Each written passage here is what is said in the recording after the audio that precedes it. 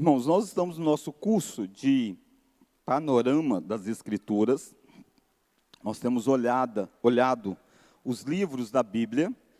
E nesta manhã nós vamos olhar o livro de 1º e 2º Crônicas. E eu creio que a gente vai fazer isso em uma aula só mesmo, os dois livros. Vocês vão entender o porquê disso.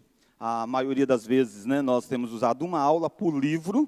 E aí no livro de Reis e Samuel, que é 1º e 2º Reis, 1º e 2º Samuel, a gente acabou utilizando um pouquinho mais de aula, porque a gente agrupou. Sendo Reis, nós usamos 2 aulas, e Samuel, 3 aulas. Crônicas, 1º e 2º livro das Crônicas, você pode abrir aí na Escritura, que é o 13º e o 14º livro da Bíblia. Abra aí, por gentileza, Crônicas. Então deixa aberto aí, e voltem os seus olhares para cá, para a nossa aula. Uma síntese da história, eu já fiz isso na aula de Reis, na aula de Samuel, e eu vou fazer isso em algumas aulas, esse mesmo gráfico, porque a gente chegou num ponto da história que a gente não vai mais de forma sequencial nos livros bíblicos. Nós vamos ler os livros bíblicos sequencial, mas a história de Israel não está mais de forma sequencial. Então essa grande história que eu coloco nesse gráfico, é a história basicamente do Antigo Testamento, e os demais livros vão ser inseridos compondo essa grande história. Até a gente chegar no livro dos Reis, basicamente a gente viu dentro de uma sequência histórica mesmo, de acontecimentos.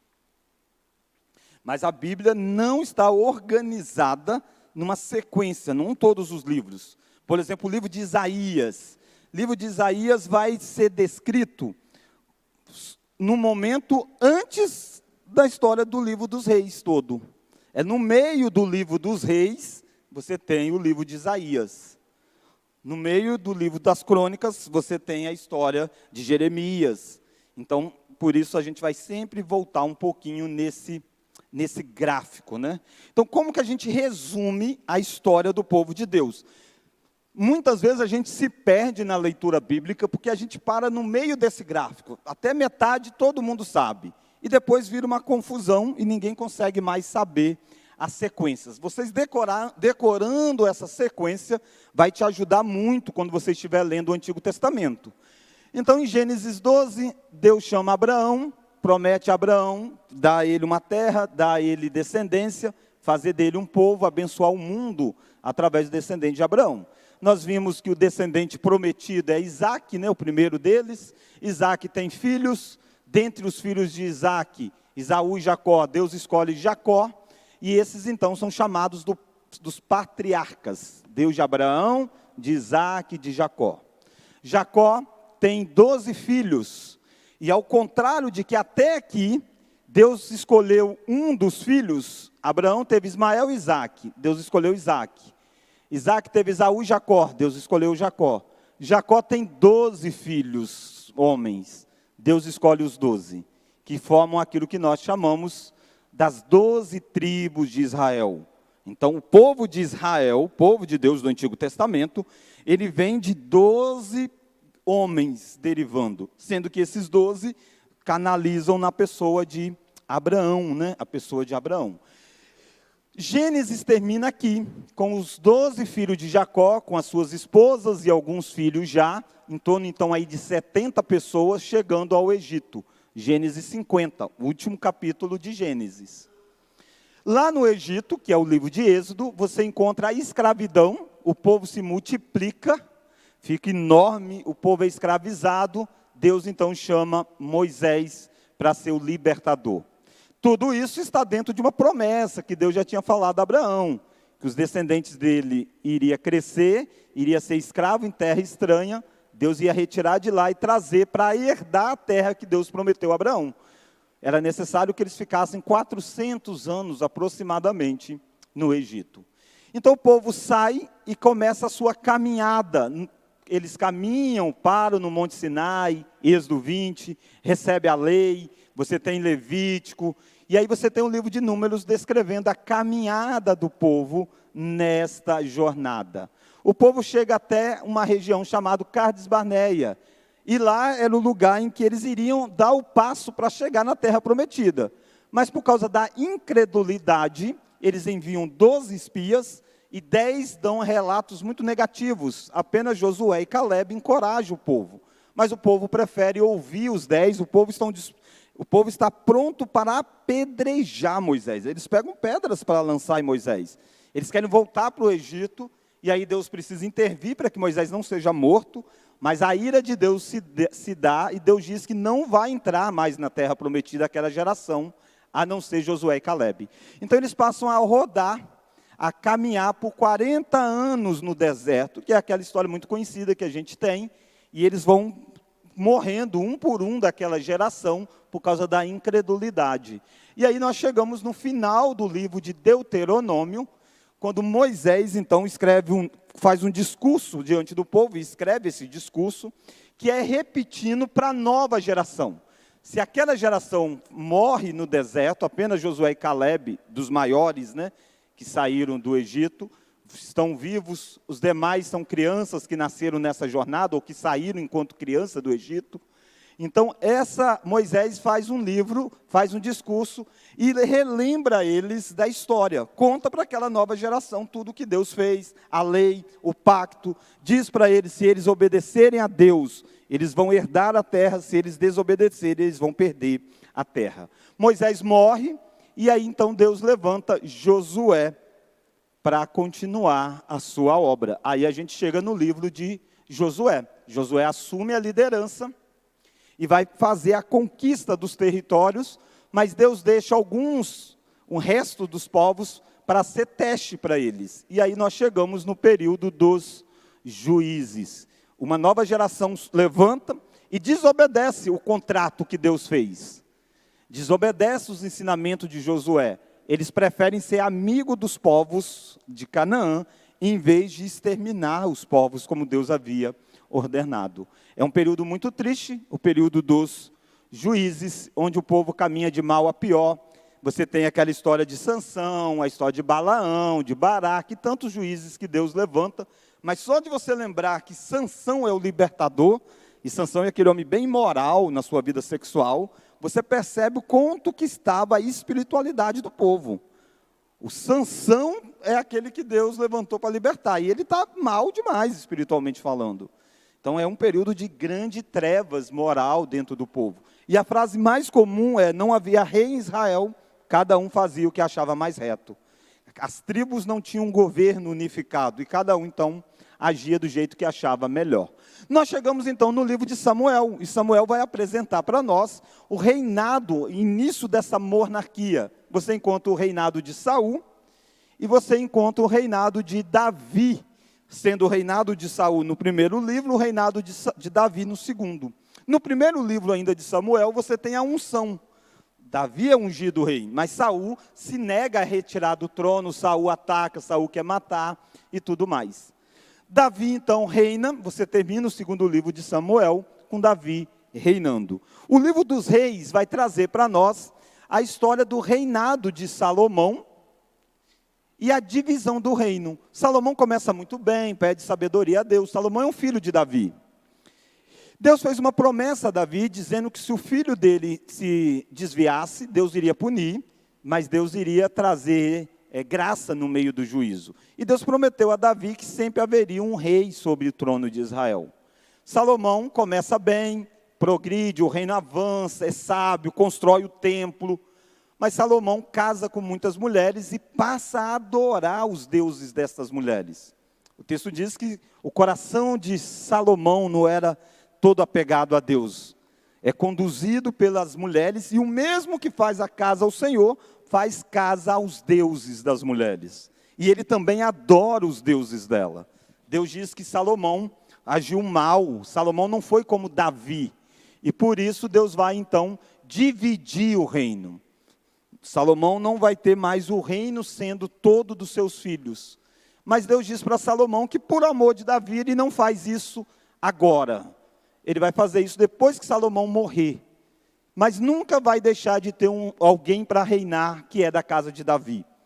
Isso se dá então no livro dos reis, a partir do capítulo 12, a divisão do reino. Onde você tem Jeroboão e Roboão, e aí o reino se divide.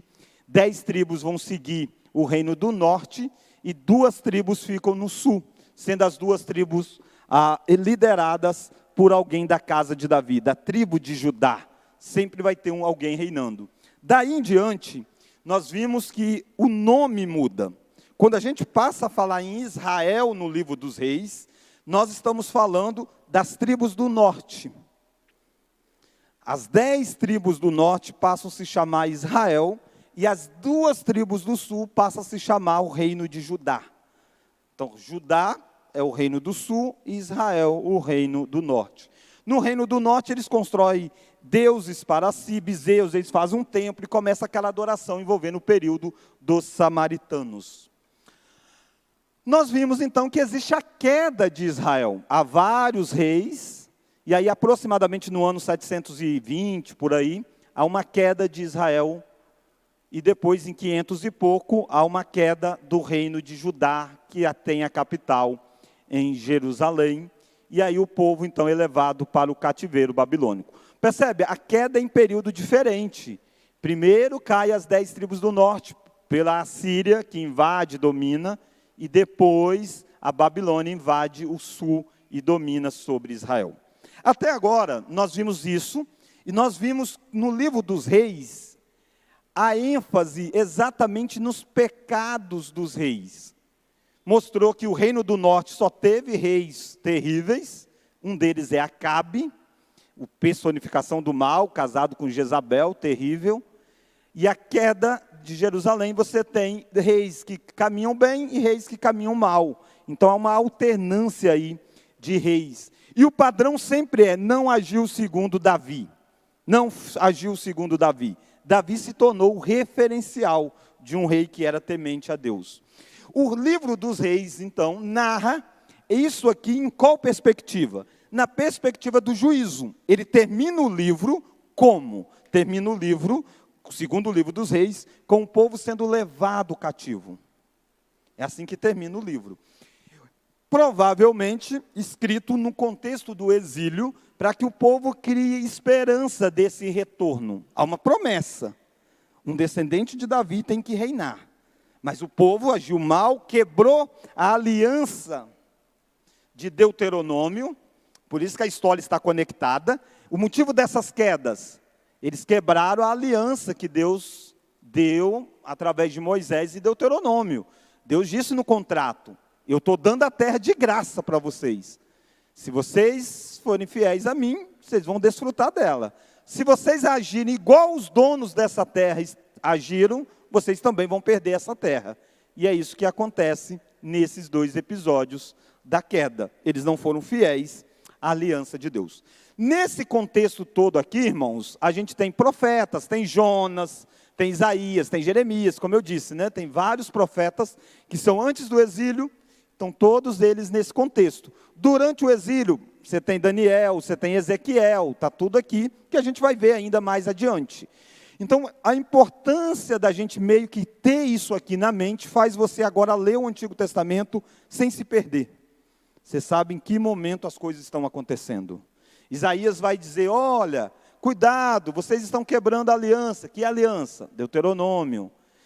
Deus vai trazer juízo, que vai ser os exílios, né, que estão aí presentes. Quando a gente chega na aula de hoje, que vai ser começa a tratar sobre a volta dos exilados, você vai ver que as histórias se repetem.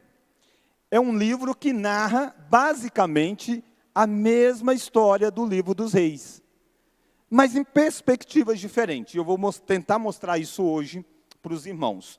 Então, curiosidades, né, sobre o livro. Por que o livro das crônicas é um livro pouco lido? Provavelmente você talvez tenha lido Samuel, tenha lido Reis, mas crônicas é provável que você tenha lido menos, a não ser que você seja muito disciplinado, de todo ano você lê a Bíblia toda.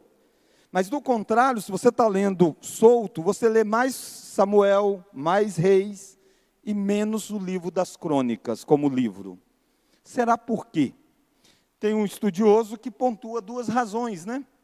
O primeiro deles é porque o livro começa com 9 capítulos sobre genealogia. Abra lá, por gentileza, em Crônicas.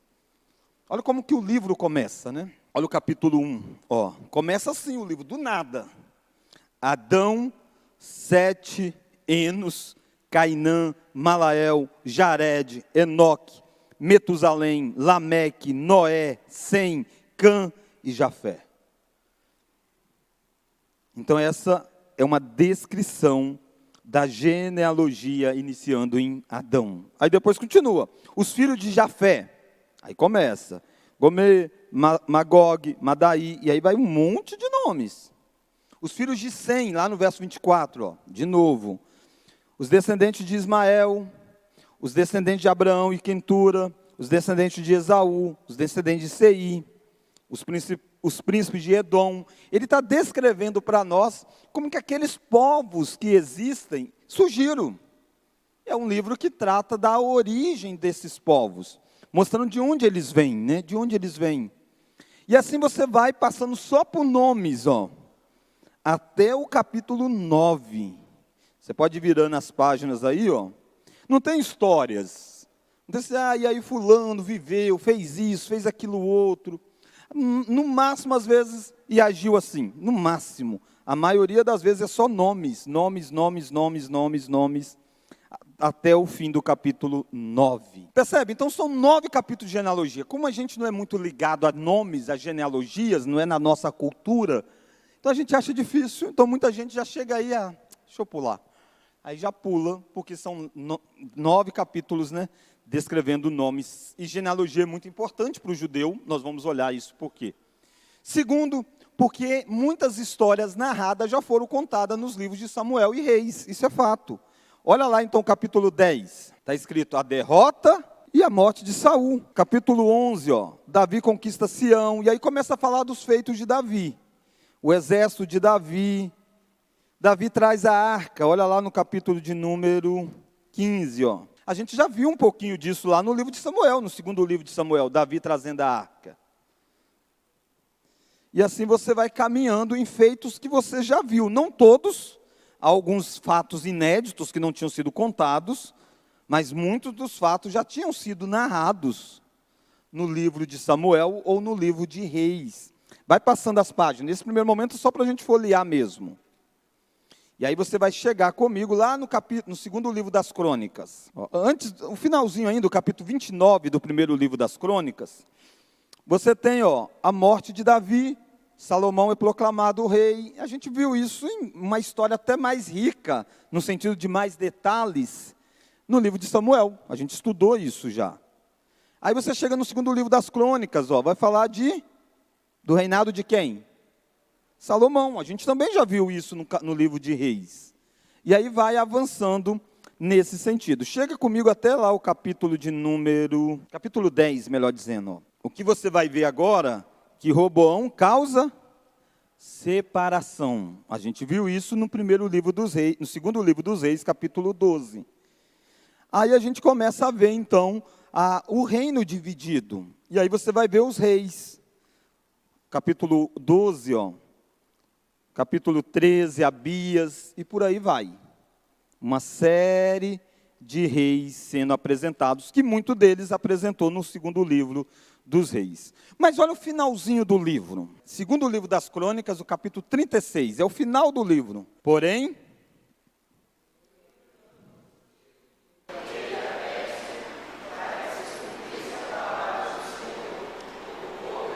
por boca de Jeremias. Lembra que eu te falei? Jeremias a gente nem viu ainda, vai ser um livro lá na frente. Mas essa história aqui do livro das Crônicas é depois do livro de Jeremias. Para que se cumprisse o que Jeremias havia dito, o que Deus fez?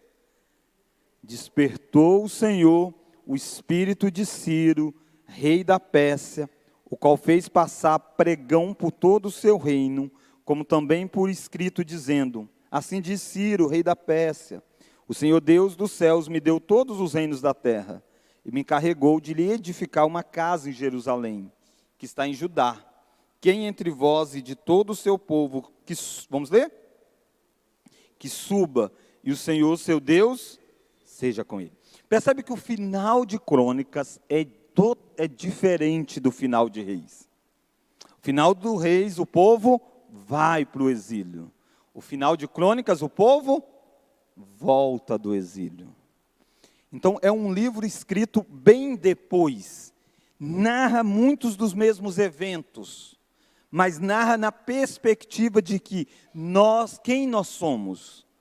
Nós somos um povo que voltou do exílio e precisamos reconstruir o templo, precisamos ter a nossa identidade, precisamos saber quem vai ser o sacerdote, porque nós temos um amontoado de gente aqui que voltou.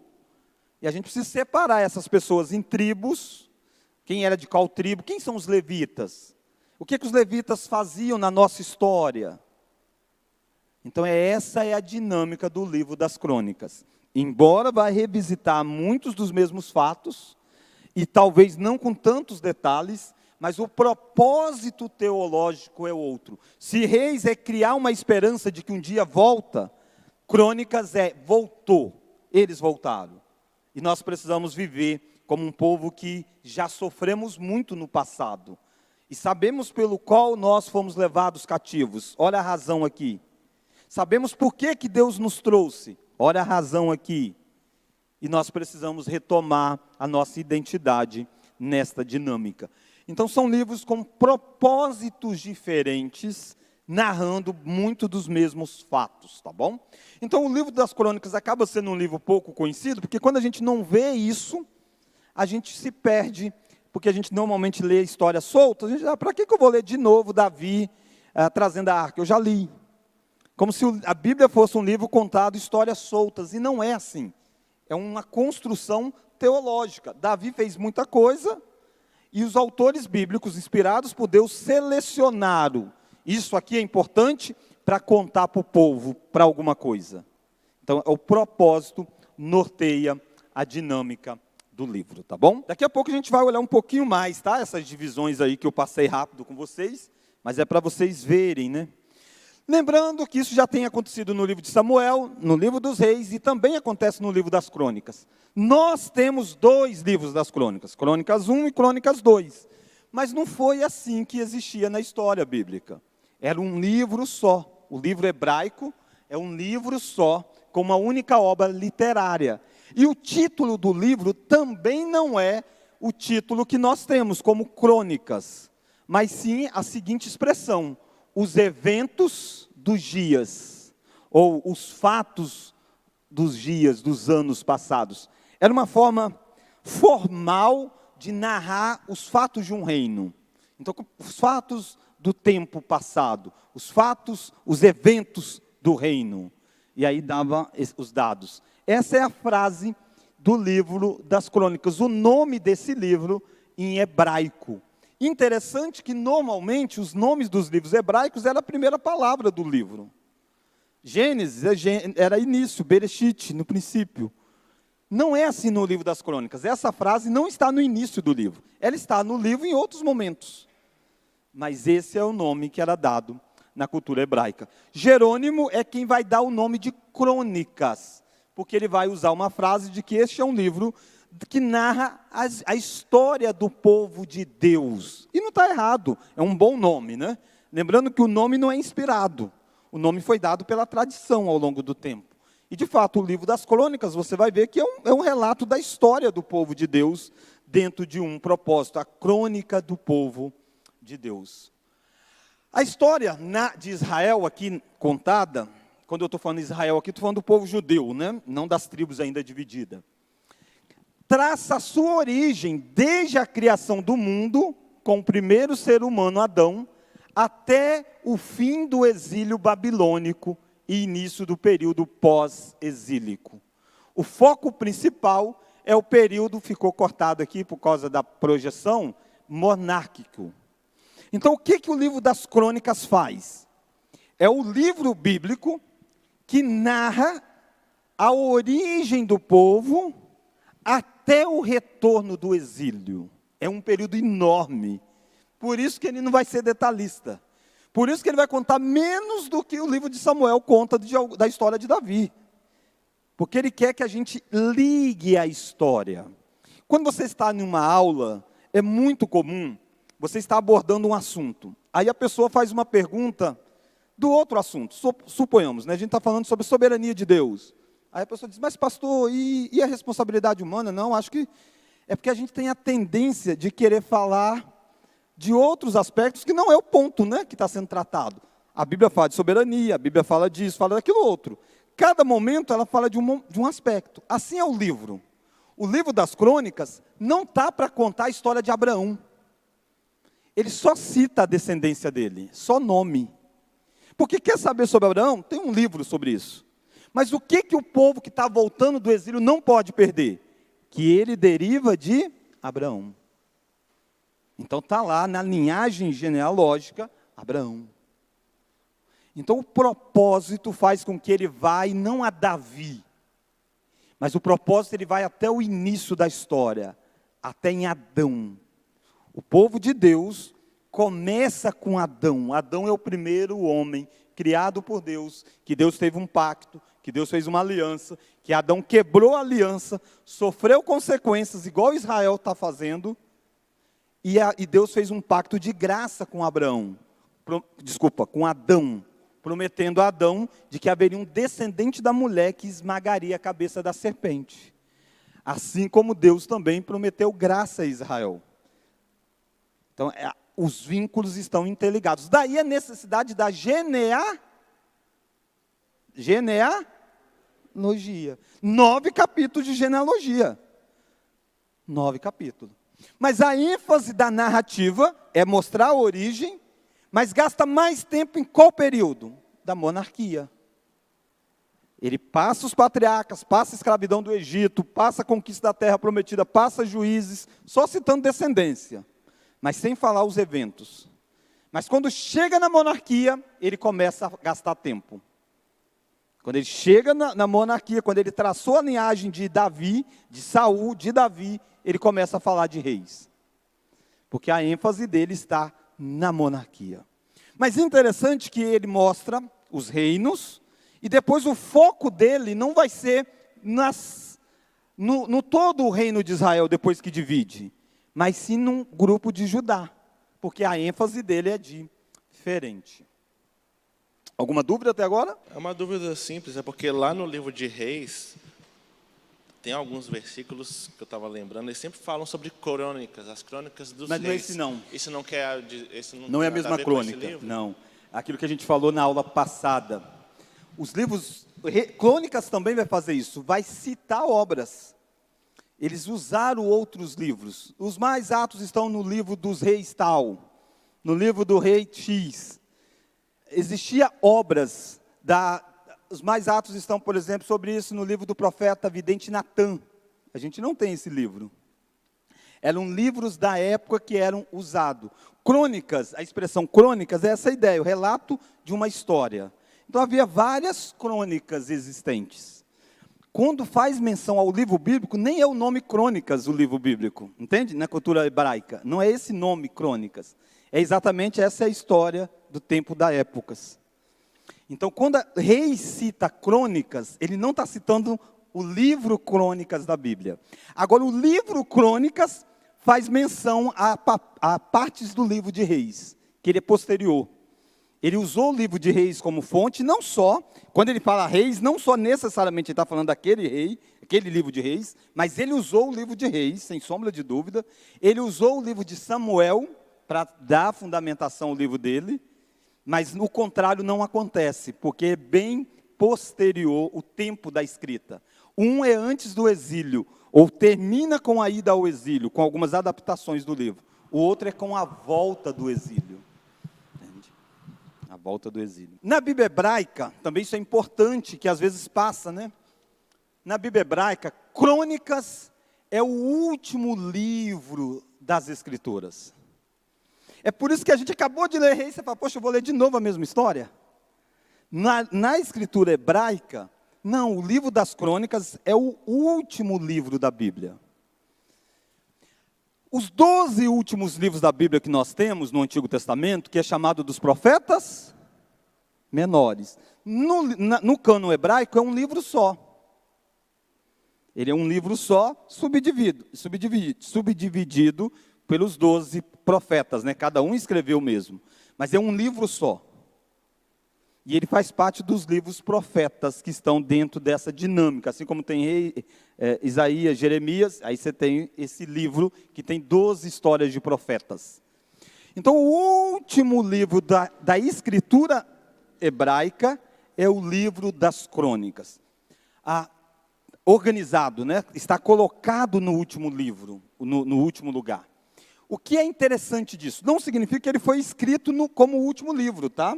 Os livros não foram colocados em ordem. Mas ele, quando foi organizado, o cânon hebraico, ele é o último livro. Por que que isso se dá? Exatamente por causa dessa dinâmica.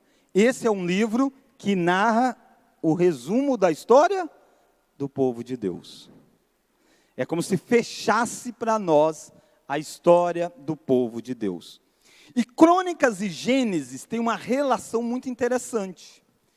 Assim como Gênesis começa com a criação, Crônicas também começa.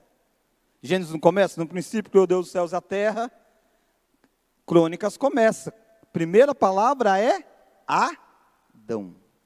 O início da história. Assim como Gênesis termina com o povo indo para o Egito. Abra lá em Gênesis, rapidinho, Gênesis 50. E o livro das Crônicas, a minha ideia é que a gente faça mais isso que eu estou tentando fazer com vocês. Informações gerais sobre o livro, porque as principais histórias a gente já conhece, a gente já viu em Reis e Samuel. O que a gente precisa entender, por que tem esse livro, né? Já que tem essas histórias. Olha Gênesis capítulo 50. Olha como termina o livro. José habitou no Egito, ele e a casa de seu pai, e viveu 110 anos, viu José os seus filhos e tal. Verso 24, vamos ler? Disse José a seus irmãos, vamos ler? Eu morro, porém Deus certamente vos visitará e vos fará subir desta terra para a terra que jurou dar a Abraão, a Isaque e a Jacó. José fez jurar os filhos de Israel, dizendo, certamente Deus vos visitará, e fareis transportar os meus ossos daqui. Morreu José da idade de 110 anos, embalsamaram no Egito, e o puseram no caixão no Egito. O livro de Gênesis termina com a morte de Moisés, e com a promessa, Deus vai tirar vocês daqui, e levar vocês para a terra. O povo de Deus, quando termina a história de Gênesis, está fora da terra. Porque quando começa a história de Gênesis, Deus coloca o povo no jardim e o povo estava fora do jardim. Houve a queda. Mas há uma promessa de que um dia eles voltam para a terra prometida, restaurada, através do descendente da mulher.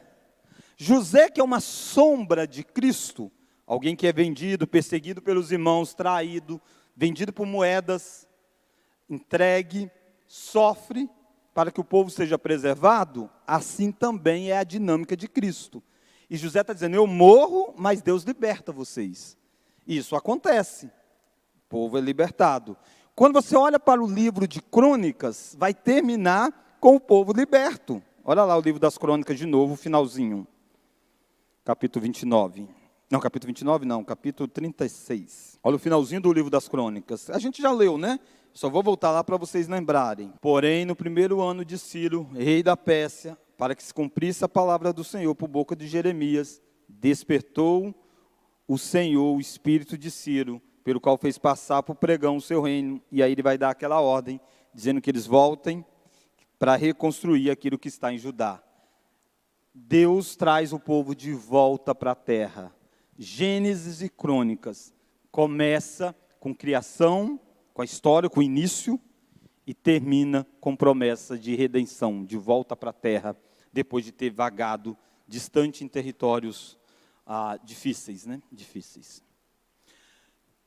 Possivelmente é devido a esta localização do livro, que tem um verso no Novo Testamento que às vezes a gente não entende bem, que é Jesus citando. Abra lá em Mateus 23, 35.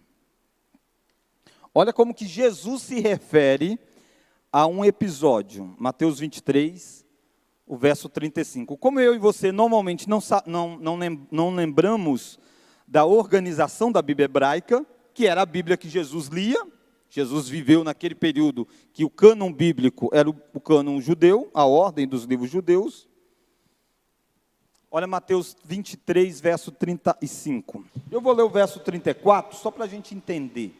Pastor, Ouço vozes. Carol. você falou a respeito da morte de Moisés, foi em Êxodo, não? Eu falei Moisés? José. Não, era só para ver se vocês sabiam diferenciar Moisés de José. É José. Olha Mateus 23. José estava no Egito, né? Iria morrer e tudo mais. Quem ia libertar era Moisés. Olha o verso 34. Por isso, eis que eu vos envio, Deus dizendo, eu vos envio profetas, sábios e escribas.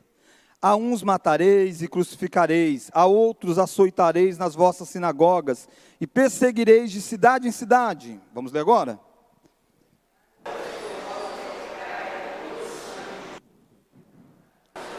Olha o que você vai ler agora, hein? Para que recaia sobre eles o sangue dos justos derramado sobre a terra. E aí ele vai demarcar isso temporalmente. Desde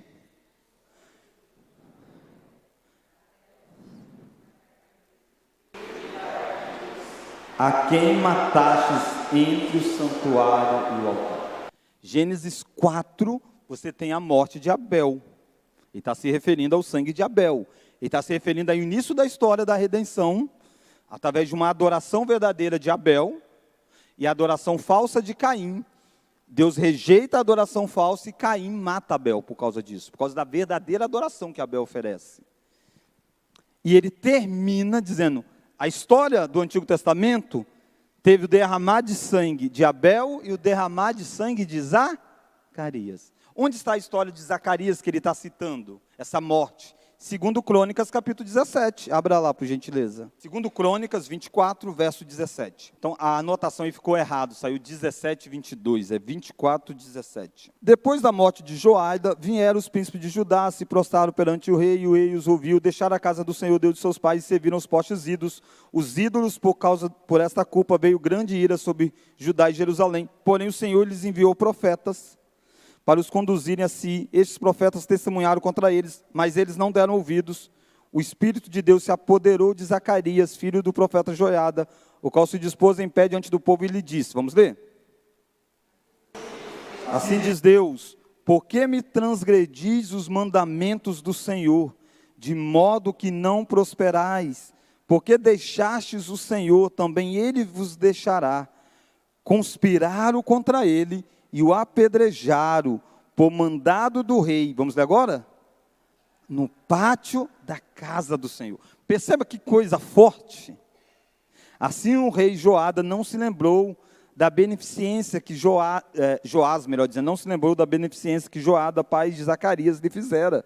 Porém matou-lhe o filho. Este ao expirar disse, o Senhor o verá e retribuirá. Perceba o quanto que isso parece com a morte de Abel. Abel foi para o culto verdadeiro a Deus, e Caim o mata. Ainda a gente tem quase ninguém na história da humanidade. Caim e Abel apenas. Aqui você olha, você vê o povo de Deus e repetindo o processo de Caim. O rei está adorando falsos deuses, Zacarias está advertindo, o ponto é a adoração. O profeta está dizendo, vocês estão adorando errado, vocês estão adorando que não deve, vocês estão adorando a ídolos. Eles matam ele no pátio da casa do Senhor, onde foi feito para ser adoração ao Deus verdadeiro. Jesus está remetendo a esse episódio. Jesus está dizendo que ele enviou profeta, ele vai enviar profetas, e vai cair sobre o sangue daquela geração que recusa a mensagem, o sangue dos justos, desde Abel até Zacarias. Pensa agora no livro das Crônicas como sendo o último livro do Antigo Testamento que Jesus lia. Jesus está dizendo, começou com o derramar de sangue de um inocente e termina com o derramamento de sangue de um inocente. Por causa da adoração ao Deus verdadeiro. Vocês têm feito a mesma coisa e vai recair sobre vocês o juízo. Percebe como que quando a gente olha melhor a localização do livro, a gente entende os propósitos e às vezes algumas frases que aparecem, né, na Bíblia. Desde isso até isso. Como assim? Zacarias, que história? Porque ele está localizando o livro das Crônicas no lugar certo, que é o final do livro, do Antigo Testamento. Dúvida? Ficou muito confuso? Posso ir adiante? Qual que é o propósito do livro das Crônicas, então? A Bíblia de Genebra vai trazer bem resumidinho, eu acho que é bom isso, faz com que a gente decore mais fácil. Vamos juntos? Propósito: orientar a restauração do reino depois do exílio enfatizando especialmente a unidade de Israel, o rei, o templo e as bênçãos e as maldições. Então, Crônicas é escrito com esse objetivo. A gente sempre tem que tentar entender qual o objetivo que Deus deu o livro. Escrito com esse. Diferente do objetivo dos reis. Diferente. Qual que é o esboço, então, do livro, né? A gente meio que viu isso correndo, quando a gente passou as páginas do livro.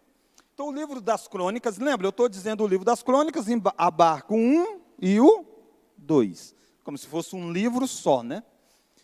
A genealogia do povo de Deus, capítulo 1 ao capítulo 9, genealogia. Segundo, o Reino Unido. O que é o Reino Unido? A monarquia de Israel. Vai do primeiro livro das Crônicas até o segundo capítulo das Crônicas, verso 9. Vamos ver se vocês estão bem mesmo. Quais foram os reis que nós tivemos durante a monarquia unida? Monarquia unida de Israel. Quais são os reis que nós tivemos? Saul, Davi e Salomão. Parabéns, isso aí. Depois você tem o reino de Judá, a partir do capítulo 10, do segundo livro das Crônicas, até o capítulo 36, verso 16.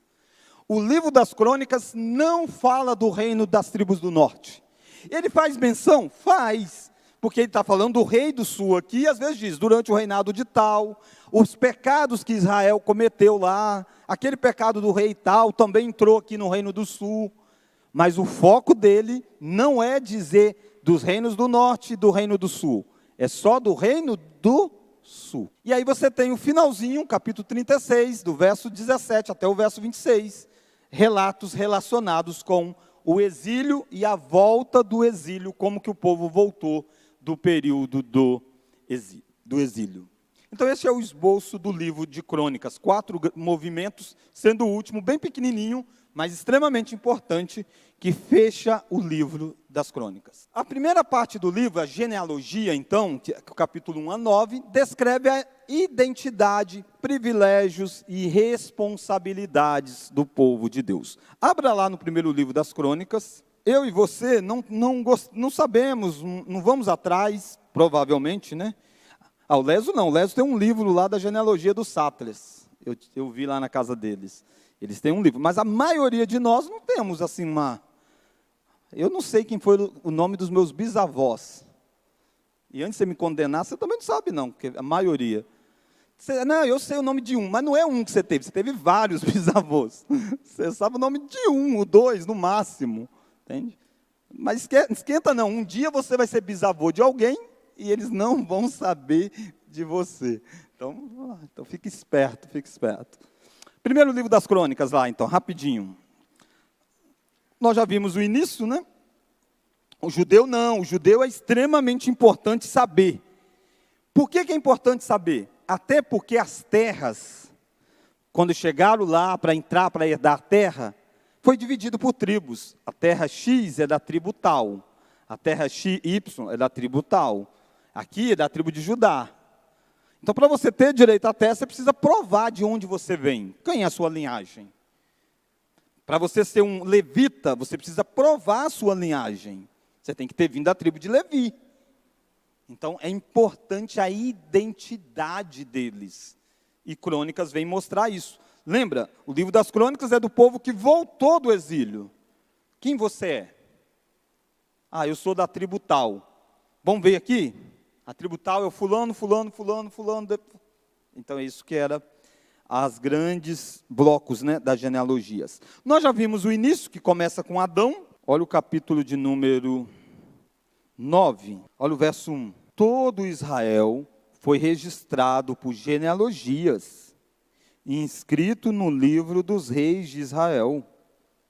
Percebe, Diego? Ele não está pensando necessariamente no livro dos reis. Se você olhar lá, não tem a genealogia de todo mundo. Lá, pouquíssima genealogia. Tem uma ou outra genealogia. Ele está falando dos livros que os reis tinham, que eram registrados a história das pessoas, como se fosse o nosso cartório hoje em dia. Então, tinha lá, era guardado no palácio, um documento real. Documento real. todo Israel foi registrado por genealogia, inscrito no livro dos reis de Israel e de Judá. E Judá foi levado para exílio à Babilônia, por causa da sua transgressão. Nós estamos no capítulo 9. Ainda ele nem mostrou os reis. Ele nem mostrou a queda do reino. Mas ele já está dizendo, o povo de Israel foi levado para o exílio. Vocês sabem. Vocês conhecem o livro dos reis, de Samuel, vocês sabem da história. Mas por que isso está aqui junto com a genealogia? Olha o verso 2. Os primeiros habitadores, vamos ler?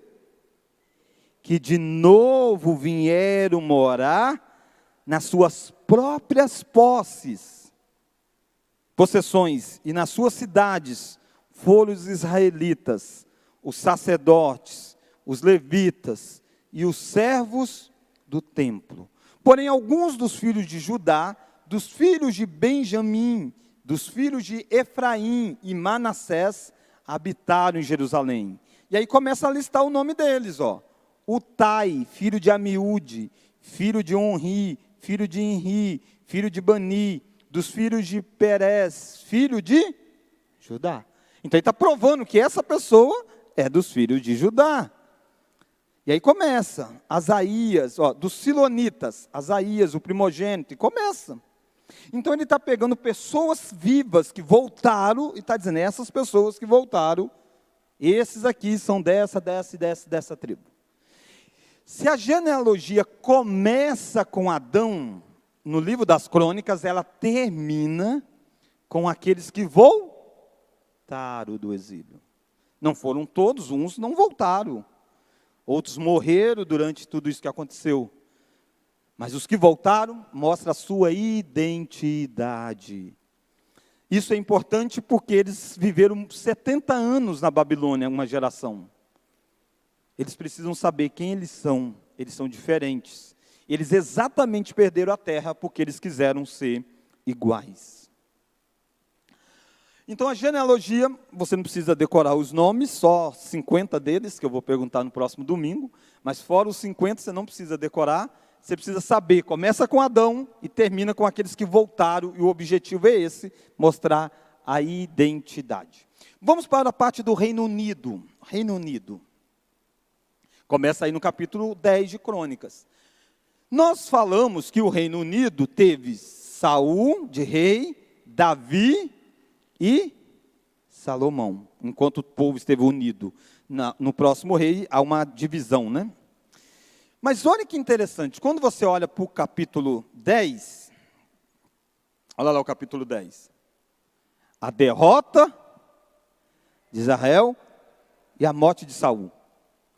Olha o finalzinho do verso, a partir do verso 8 em cima aí, a sepultura de Saul. Percebe que Saul passa igual um avião nessa história. Se nós olhamos para o livro de Samuel, a gente vê que Saul se torna rei logo no início do livro. Ele perde o trono logo no início, Deus diz, eu não quero mais esse cara. Unge Davi lá para o capítulo 15, mais ou menos. E Davi só vai reinar mesmo no segundo livro de Samuel. Do capítulo 15 até o final do livro, mais da metade do livro, está Saul lá no trono reinando. E tentando matar Davi. Para esse autor, isso não é importante. Porque o povo já conhece, e porque, de fato, os reis que Deus levantou para reinar sobre Israel, é Davi e Salomão. Não estou dizendo que Saul não seja, está até aqui escrito, tá? Ele faz parte.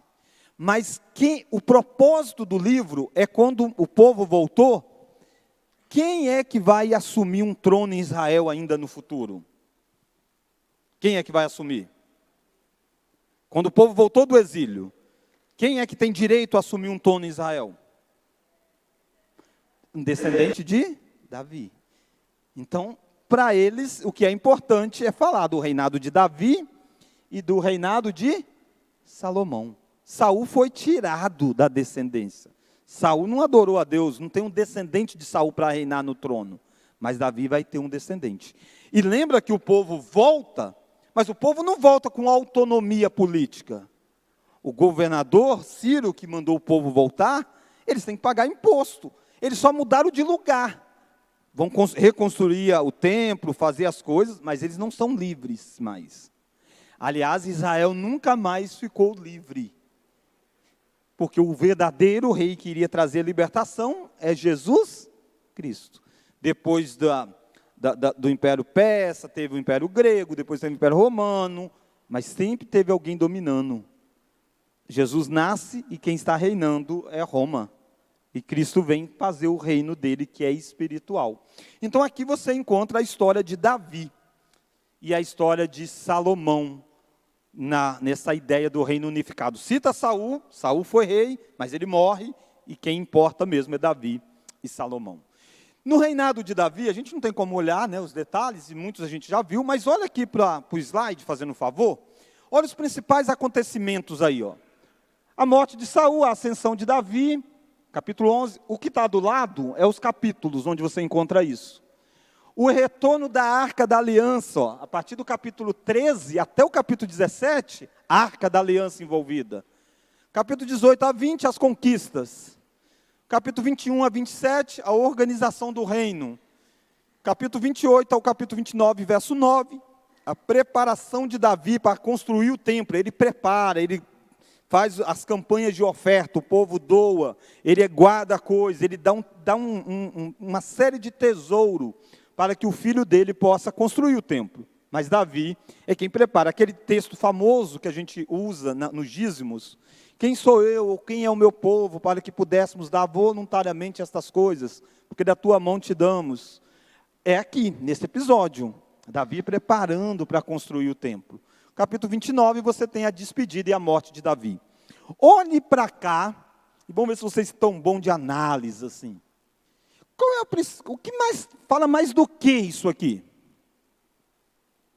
Não vai falar um por um, né, que eu já... Você acha que esses temas assim, isso está mais ligado a quê? Qual que é a maior ênfase aqui?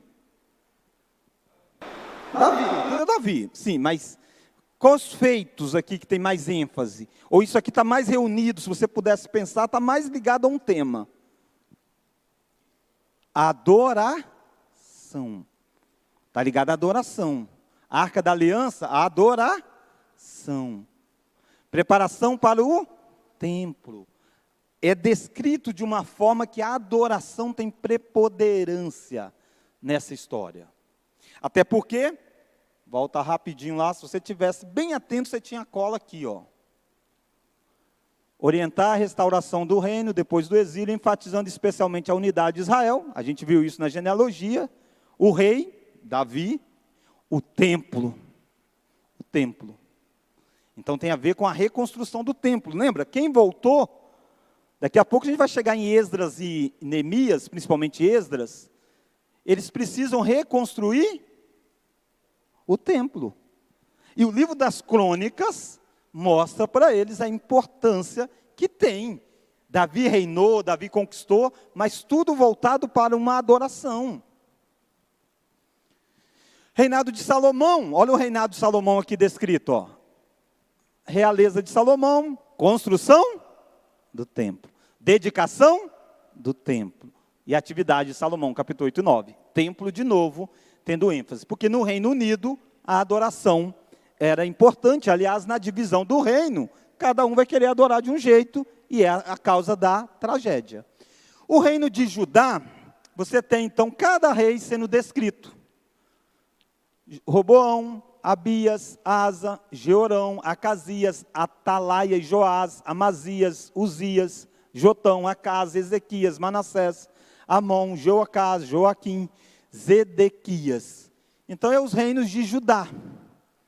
Os reis de Judá, aquilo que eles fizeram, os pecados deles, as virtudes deles, as reformas. Tem aquele episódio bonito, onde o rei vai dizer, olha, nós não sabemos o que fazer, porém os nossos olhos estão postos em ti. Então tem várias coisas bonitas e coisas terríveis, né? O capítulo final tem a ver com exílio. Abra lá o capítulo 36 do livro, olha o verso 17. Deixa eu só voltar um pouquinho. Aqui a gente viu a ideia da adoração, né? No reino de Judá você vê a ideia dos pecados, das causas da ruína. O que os reis fizeram? Por que eles foram levados cativo? Eles pecaram. E aí o exílio é exatamente a consequência de como os reis governaram o povo. Olha o primeiro livro das Crônicas, capítulo 36, olha o verso 17. Vamos ler? Por isso, o rei dos caldeus. Quem é os caldeus? Quem são os caldeus? Qual é o outro nome deles? Babilônia. Os caldeus e os babilônicos são os mesmos. O rei dos caldeus, o qual matou os seus jovens à espada, na casa do seu santuário, e não teve piedade nem dos jovens, nem das donzelas, nem dos velhos, nem dos mais avançados em idade, a todos o deu nas suas mãos. Quem fez isso? Os caldeus. Mas quem entregou o povo de Israel aos caldeus? Deus. O texto começa dizendo, por isso o Senhor fez subir. É Deus quem fez subir eles como juízo, porque o povo quebrou o pacto. O Crônicas está dizendo, pega aqui a vida dos reis, a prova está aqui. Foi por isso que vocês foram parar no exílio. Não é porque um povo se tornou forte e destrói vocês. Não. Se vocês forem fiéis ao Senhor, não tem o que temer. Mas foi Deus mesmo que foi contra vocês. E isso a gente sempre tem que estar atento. Se Deus for contra nós, nós estamos perdidos. E isso se deu com esse povo. Olha o verso 18. Todos os utensílios da casa de Deus, grandes e pequenos, os tesouros da casa do Senhor e os tesouros do rei e dos príncipes, tudo levou ele para a Babilônia. Por quê? Porque o povo começou a acreditar que o fato de ter o templo protegia. Temos a casa de Deus, Deus nunca vai destruir. Às vezes a gente confunde isso, a gente cria uma religiosidade como fator de segurança. Não, mas eu vou à igreja, mas eu faço tal coisa. Aí eu dou o dízimo, não importa como que eu vivo, mas se eu estou dando o dízimo, Deus vai cuidar de mim. Isso é um erro nosso. Dízimo faz parte, a casa do Senhor aqui era necessária, mas foi Deus mesmo quem deixou que eles entrassem lá e levassem as coisas da casa do Senhor. Porque Deus já tinha se retirado do templo, porque o povo tinha pecado. Tudo tem a ver com Deuteronômio. Se vocês pecarem, eu vou tirar a terra de vocês. Verso 19, queimaram a casa de Deus, derribaram os muros de Jerusalém, todos os seus palácios queimaram, destruindo também todos os seus preciosos objetos. Os que escaparam da espada, a esses levou ele para a Babilônia. Lembra de alguém que está nesse grupo aqui? Vossa mente aí, lembra de alguém? Daniel, lembra que o texto começa dizendo? Quando Nabucodonosor entrou, levou cativo Daniel, Sadraque, Mesaque e Abidnego. Está nesse grupo aqui. Eles não foram mortos, foram levados para a Babilônia, onde se tornaram seus servos e de seus filhos até o tempo do reino da Pérsia, quando vem lá o Ciro para libertar. Para que se cumprisse a palavra do Senhor por boca de Jeremias, até que se agradasse dos seus sábados, todos os dias da desolação, até que os 70 anos se cumpriram. Engraçado que eles vinculam com sábados. Um dos motivos é porque eles não guardaram o dia do Senhor, o mês do Senhor, o ano do Senhor. Existia o ano sabático que deveriam descansar a terra, deveriam parar um dia da semana. Eles não fizeram nada disso. Então Deus entregou a terra. E agora uma nova geração está voltando, e Deus quer que eles não façam isso mais. Verso 22, porém, então é a graça, aquele texto que nós lemos, porém, no primeiro ano de Ciro, rei da Pérsia. Entre esse final aí do verso 17 para o verso 22, são 70 anos. Mudanças de impérios aconteceram, até que Deus traz de volta eles, também para se cumprir o que Jeremias anunciou. Jeremias falou disso tudo, e eles estão de volta, reconstruindo. Fechando tudo isso que eu falei, meio que resumindo isso, os principais temas do livro: a identidade do povo de Deus, a importância do rei segundo Davi. Eles estão voltando e é uma promessa. Há um rei da casa de Davi que um dia vai reinar. Nós precisamos a adorar a Deus de modo correto e bênção e maldição à luz do pacto. Quando falo bênção e maldição é obedecer e desobediência. Quando obedecia, o que eles iriam ganhar? Quando eles desobedecessem, o que eles iriam ganhar? E a adoração a Deus está o tempo todo. É no livro das Crônicas que você encontra Davi escolhendo os levitas para tocar no culto. Davi escolhe os instrumentos que vão tocar no culto. E os demais reis vão fazer isso. Vamos restaurar o culto, segundo as músicas de Davi. É aí que você encontra nomes de pessoas que fizeram a composição dos salmos, por exemplo. Está aqui no livro das Crônicas. E outros reis lá atrás dizem, a gente precisa buscar essas músicas lá que Davi cantou. Tudo isso você encontra no livro das Crônicas. Embora não conte tudo sobre Davi, conta muito mais do que Samuel e Reis em relação a culto. Porque culto é fundamental para o livro das Crônicas. Se você falasse, pastor, qual que é o livro, o capítulo-chave do livro? É difícil, né, a gente falar de um capítulo só, porque todo o livro, mas abra aí rapidinho o segundo livro das Crônicas, capítulo 7. Você tem o templo sendo inaugurado, a glória do Senhor entrando no templo, a partir do verso 11. Você tem a aliança de Deus estabelecida. Olha o versículo de número 13, ó. Se eu cerrar os céus de modo que não haja chuva, é Deus dizendo, ou se ordenar os gafanhotos que consumam a terra, ou se enviar a peste entre o meu povo, se o meu povo, que se chama pelo meu nome, se humilhar e orar e me buscar, e se converter dos seus maus caminhos, então eu ouvirei dos céus, perdoarei os seus pecados e sararei a sua terra. Muitas vezes as pessoas usam esse versículo tão solto, como se tivesse uma promessa para o Brasil. Se a gente orar, Deus, na época da pandemia, vai acabar o Covid. E aí, ora e não acaba. E aí, então o que aconteceu? É aplicar errado o texto. Isso aqui está dentro dessa aliança com a terra prometida, né? Que Deus havia dito. Olha lá o verso 19, ó. Porém, se vós vos desviardes e deixardes os meus estatutos, os meus mandamentos que vos prescrevi, e fordes e servirdes a outros deuses, e os adorardes, então os arrancarei da minha terra que vos dei. E esta casa que santifiquei o meu nome, lançarei longe da minha presença, e tornarei em provérbio e motejo entre todos os povos. Desta casa agora tão exaltada, todo aquele que por ela passar, pasmará e dirá, por que procedeu o Senhor assim para com esta terra e esta casa? Responder-se-á, porque, vamos ler?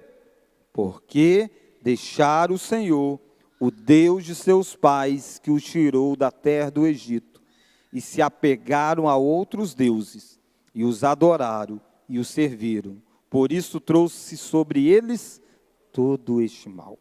Então aqui você tem o resumo de tudo isso que nós falamos. Vamos orar, vamos ficar de pé, e lembre-se sempre disso. Às vezes a gente pensa na glória de Deus sendo manifestada no amor dele, e acontece, sem sombra de dúvida, mas Deus é glorificado trazendo juízo. Foi o exílio, glorificou a Deus, porque o povo havia quebrado a lei. Cuidado para que você não sofra a disciplina do Senhor, por estar quebrando o pacto dele. Oh Deus, nós como teu povo desfrutamos da graça que nos restaura, da graça que nos conduz na tua caminhada, igual Israel desfrutava. E é por isso que eles retornaram à terra prometida depois de ter feito tão mal com a lei do Senhor. Mas as sanções da lei ainda estão sobre nós, no sentido de consequências, assim como estava sobre Israel. Por isso, oh Deus, não deixe que muitas vezes nós negligenciemos o mandamento que o Senhor dá a nós. Os seus mandamentos são tão claros nos 10 mandamentos. Todos nós sabemos o que o Senhor requer de nós. O problema não é saber. O problema é muitas vezes que nós não queremos obedecer. E por isso, Deus, nós sofremos tanto nesta vida, quebrando a tua aliança. Agradecemos porque a tua graça nos traz de volta e nos restaura. Mas pedimos, ó Pai, que o Senhor nos dê sabedoria para que nós possamos viver uma vida mais sábia, atentando para os princípios do Senhor. Para que nós, nossa família, nossa igreja, desfrute de coisas melhores vindos da tua parte. Oramos em nome de Jesus. Amém.